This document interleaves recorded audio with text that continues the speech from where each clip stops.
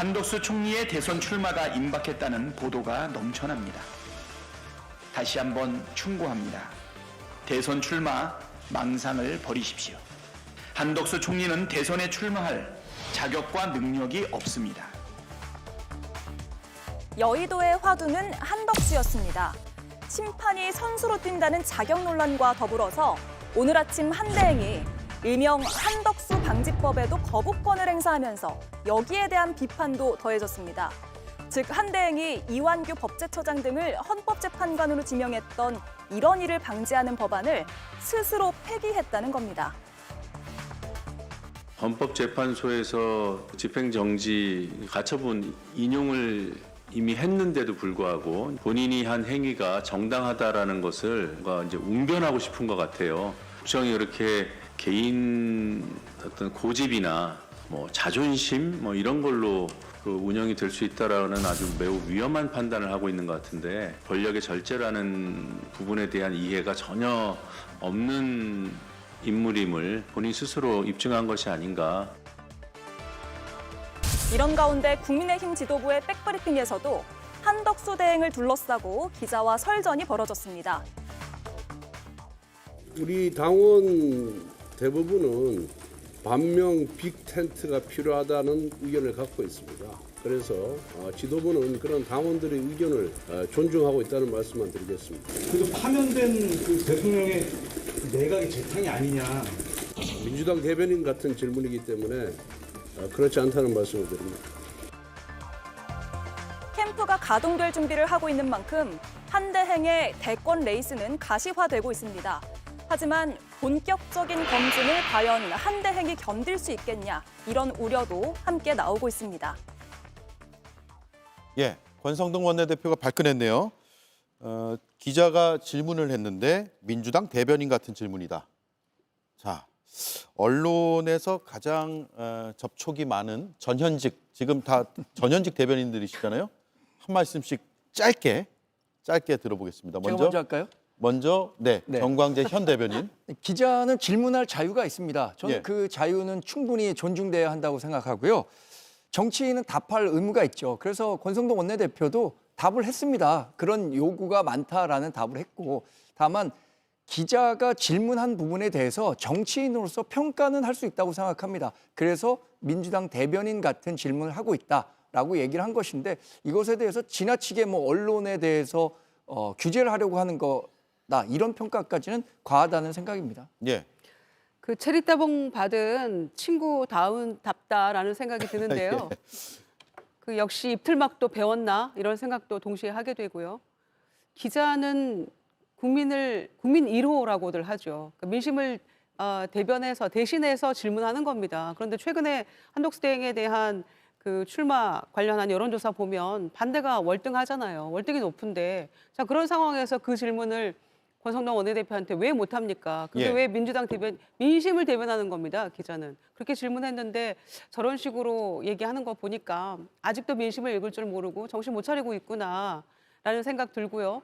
그래서 지난번에도 기자 무슨 폭력 행사하고 그러지 않았습니까? 왜 이렇게까지 하는지에 대해서 정말 이 권성동 원내대표부터 돌아봐야 된다고 생각하고요. 본인이 마치 한덕수 대변인처럼 지금 하고 있지 않습니까? 저는 그렇게 비판하고 싶습니다. 예. 근데 지난번에 폭력을 행사했다라는 판단은 그게 어떤 법적으로 폭력을 행사했다라고 보기지는 않습니다. 그게 어떤 식으로 진행될지 모르겠습니다만, 당시에 있었던 일에 대해서는 권성동 원내대표가 본인에 대한 취재 거부를 분명히 의사를 밝혔음에도 불구하고 계속해서 스토킹하는 양상으로까지 비춰질 수 있는 부분이 있었기 때문에, 이에 대해서는 권성동 원내대표도 충분한 설명을 했던 것이 있기 때문에, 그건 제가 당 대변인 차원에서 알겠습니다. 말씀을 드립니다. 예. 그런데 현재- 여성 기자의 이 손목을 이렇게 움켜쥐고 그렇게 물리력을 행사해서는 안 되죠. 예. 어떤 경우에도 그건 정당화될 수 없는 행위였다고 생각합니다, 저는. 예, 현직 대변인 윤재관 네. 대변인. 청와대에서 브리핑을 하다 보면 기자들의 질문을 계속 받으면요, 제가 여기서 얼마나 빨리 빠져나갈 수 있을까 이런 생각밖에 안 들거든요. 근데 그때 감정적인 내용을 한 번이라도 드러내면 그건 자격 상실입니다. 그래서 자제할 줄 아는 게 사실 공인으로서의 기본 덕목이거든요. 권성동 의원이 뭐 1, 2년 정치한 것도 아니고 10년 넘게 정치하신 분이고 지금 당을 대표하시는 분이 본인의 감정을 자제할지 모른다고 한다면 그건 좀 심각한 문제 아닐까 싶습니다. 예. 그래서 권성동 의원이 하고 싶은 말은 많이 뭐 본인 개인으로서 하고 싶은 얘기가 많이 있다 하더라도 공인으로서의 자세의 기본을 좀 갖추길 바랍니다. 여기자와의 폭행 문제도 본인이 상세하게 소명하면 되는데 소명을 안 하고 계속 도망다니니까 계속 문제가 커지는 거 아니겠습니까? 예. 김용남 전 대변인. 기자가 권성동 원내대표에게 던진 질문은 민주당 지지층뿐만 아니라 중도층 그리고 국민의힘 지지층에서도 12월 3일 날 비상계엄에 대해서는 철저하게 비판과 문제의식을 갖고 있는 국힘 지지층 일부도 충분히 할 수 있는 질문입니다. 그러니까 도대체 한덕수 권한대행이 비상계엄을 막지 못한 책임이 있음에도 불구하고 대통령 선거에 출마하는 게 어떠한 명분이 있을 수 있느냐. 일단 출마 명분을 찾을 수 없다는 의문을 많이 갖고 있는데 예. 권성동 원내대표가 그거를 민주당 대변인으로 이렇게 치부를 하면 중도층 내지는 국민의힘 일부 지지층을 다 민주당 쪽으로 밀어내고 있는 형국이라고 저는 봅니다. 그러니까 당의 어떤 지지 기반을 점점 깎아먹는 거죠. 그러면서 저런 얘기를 들으면 나도 저런 문제의식이 있는데 그러면 내가 민주당인가? 내지는 이번 선거에서는 민주당 후보를 찍어야 되나? 이런 생각을 할 수밖에 없습니다. 그래서 제가 보기엔 그 선거를 앞두고 표를 달라고 읍소를 해도 시원찮을 판에 예. 저렇게 자꾸 표를 상대당으로 밀어내는 거는 무슨 전략인지 참 이해하기 어렵습니다. 예. 현장 기자가 한덕수 권한대행의 출마의 명분에 대한 문제 제기를 하는 목소리를 빌어서 질문을 했는데 민주당 대변인 같다라는 답이 돌아왔고 오늘 조간 사설 한번 보겠습니다. 민주당 대변인인가요, 이것도? 한덕수 대행 출마 명분과 비전이 궁금하다. 조선일보 사설이고요. 출마 임박 한덕수 국민 설득할 명분 제시가 먼저다라고 지금 거의 모든 언론이 다 꼬집고 있습니다. 그래서 과연 권 원내대표의 발끈하면서 했던 발언이 적절한지에 대해서는 의문이 제기되는 상황입니다. 여론조사로 갈게요. 자, 그 한덕수 권한대행이 출마는 지금 거의 사실상 하는 것으로 보이는데 출마해야 한다, 하지 말아야 한다라는 여론의 결과가 저렇습니다.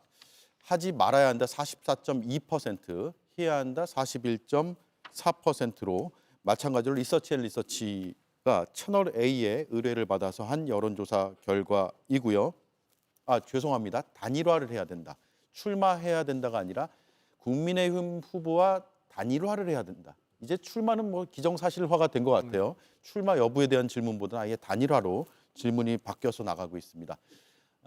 그리고 나서 이걸 국민의힘 지지층으로만 좁혀서 봤을 때는 어떤 여론이냐. 단일화를 해야 한다가 81.2%예요.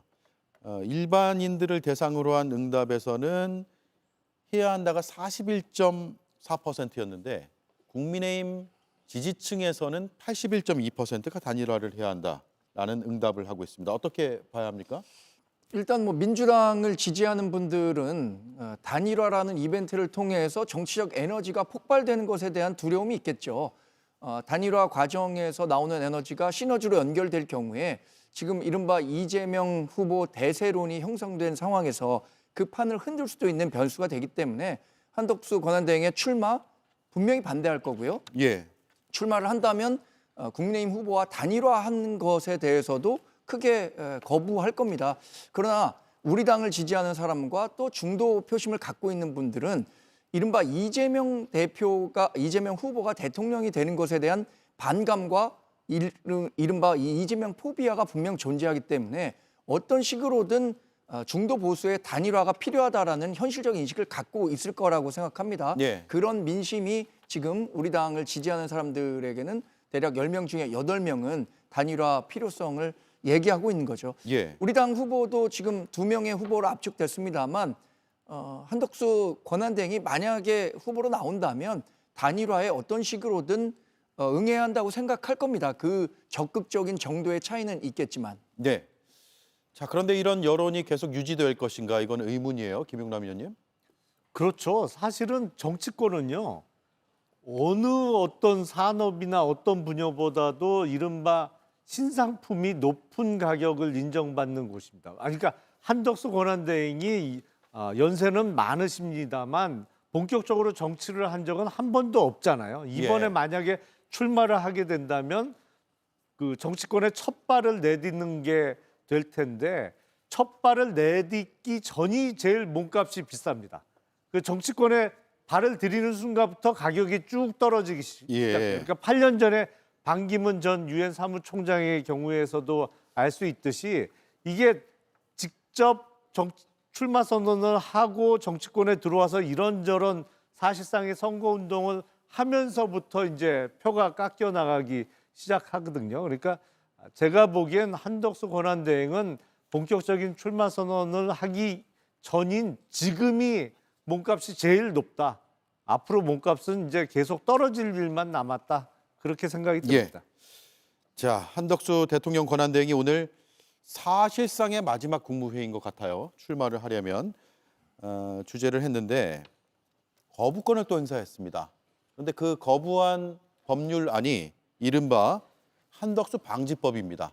즉 한덕수 권한대행이 한덕수 방지법을 거부했다라고 보시면 되는데 어떤 이유인지 들어보겠습니다.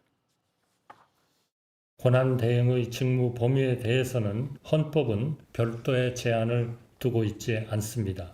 그럼에도 이번 개정안은 헌법에 없는 권한대행의 직무 범위를 법률로서 제한하고자 하고 있습니다. 저는 이 같은 헌법 훼손의 문제점들을 종합적으로 고려하고 국무위원님들의 의견을 수렴하여 헌법재판소법 개정안에 대해 국회의 제의를 요구하며 국민 여러분들의 넓은 이해를 구하고자 합니다. 네, 8번째 권한대행으로서 거부권을 행사한 것이고요. 헌법 훼손을 주장했습니다. 헌법 훼손이냐 아니냐 한번 따져보죠. 먼저 윤재관 의원님. 그 적반하장도 유분수지 너무 심한 것 같습니다.